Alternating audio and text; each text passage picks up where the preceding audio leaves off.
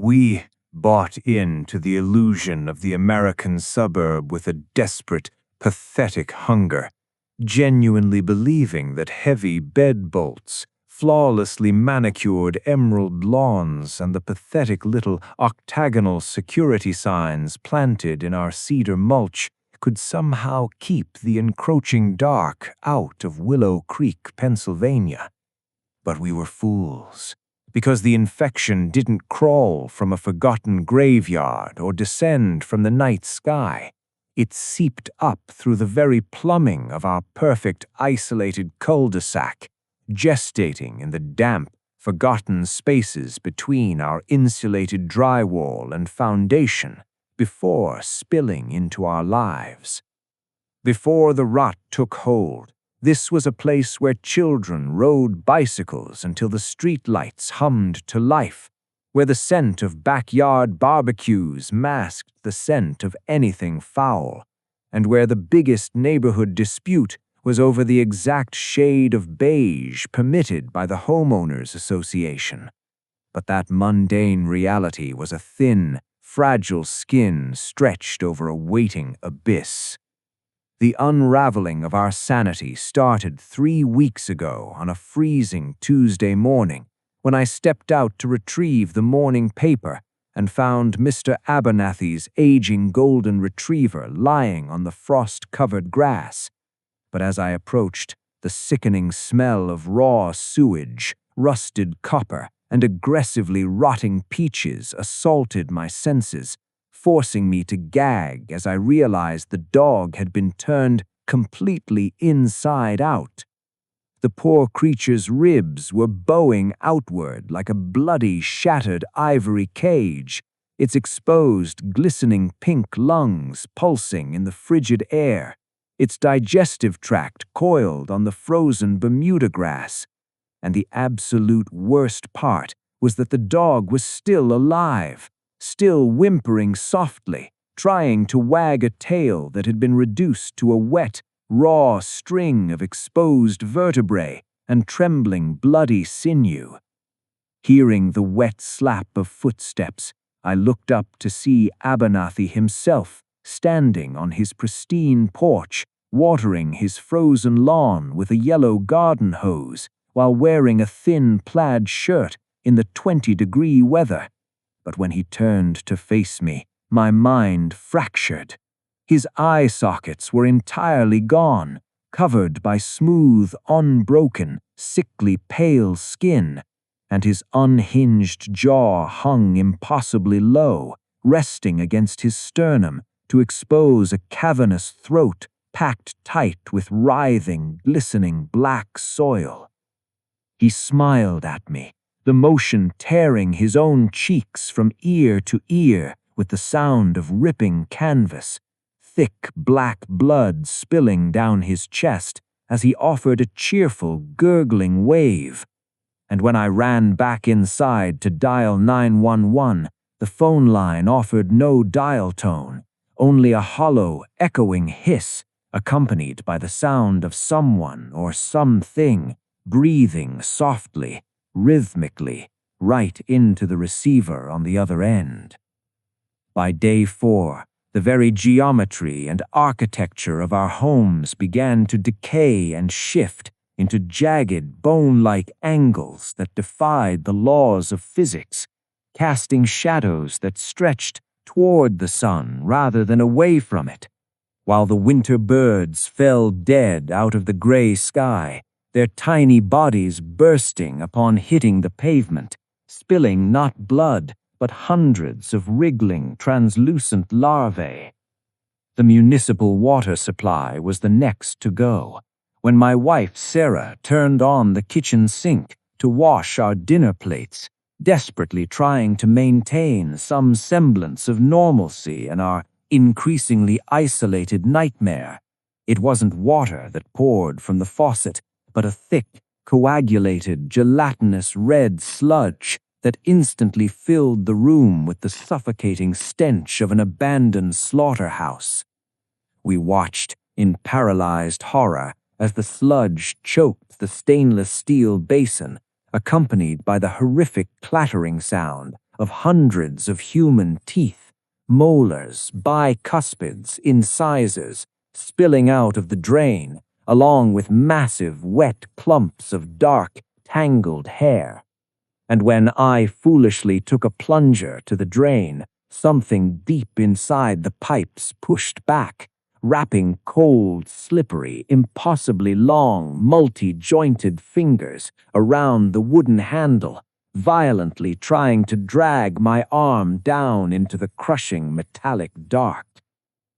Desperate for answers, the remaining uninfected residents organized an emergency block meeting at the local community center on day 7, boarding up the heavy glass doors and gathering under the flickering fluorescent lights, hoping to plan a coordinated escape through the dense woods to the interstate highway.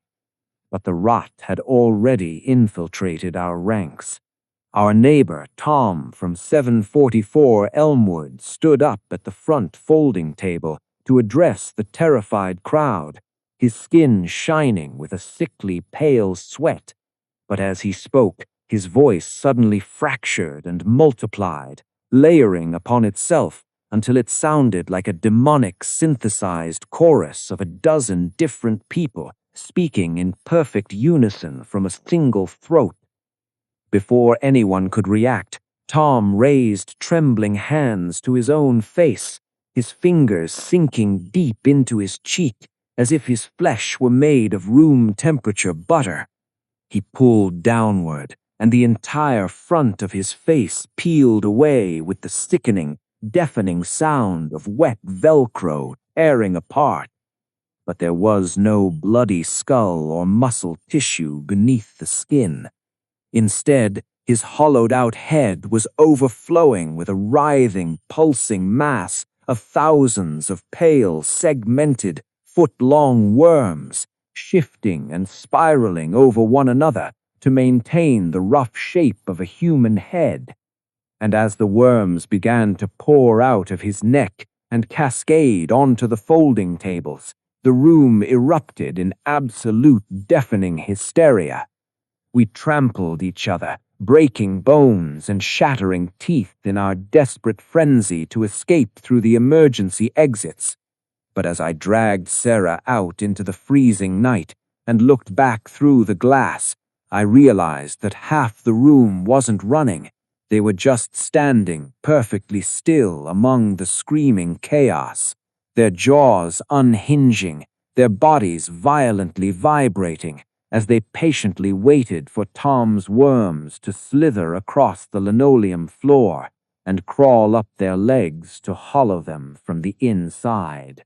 Sarah and I barely made it back to our house, immediately boarding up every window with heavy plywood and nailing thick 2x4s across the heavy oak doors, effectively sealing ourselves into a freezing, lightless tomb as the neighborhood power grid finally failed, plunging the entire subdivision into an oppressive, suffocating darkness.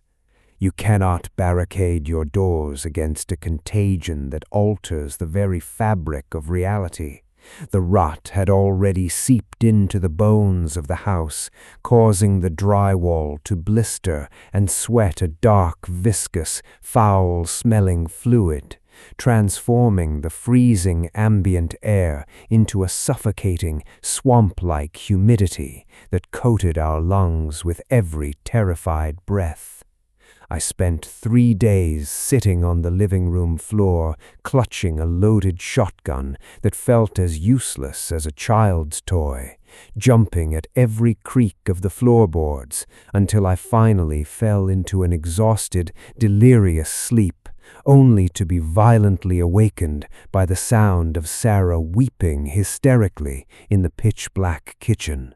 I called out to her, my voice cracking with profound exhaustion and terror, but she didn't answer, continuing to produce a wet, choking, rhythmic sobbing sound that made the hairs on my arms stand up.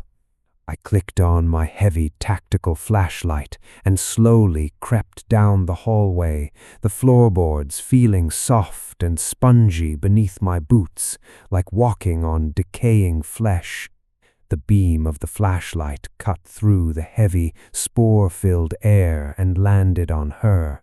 She was standing facing the refrigerator, her back turned to me, her favorite blue nightgown clinging to a body that was suddenly twitching with violent, unnatural spasms.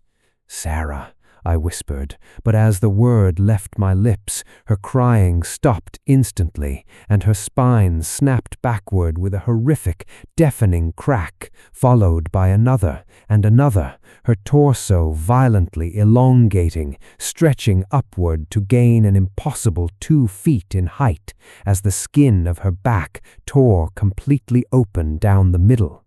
There was no blood spilling from the massive wound, only a pale, sickly, glowing luminescence radiating from beneath her violently shifting flesh, and when she finally turned around to face me, my heart stopped completely.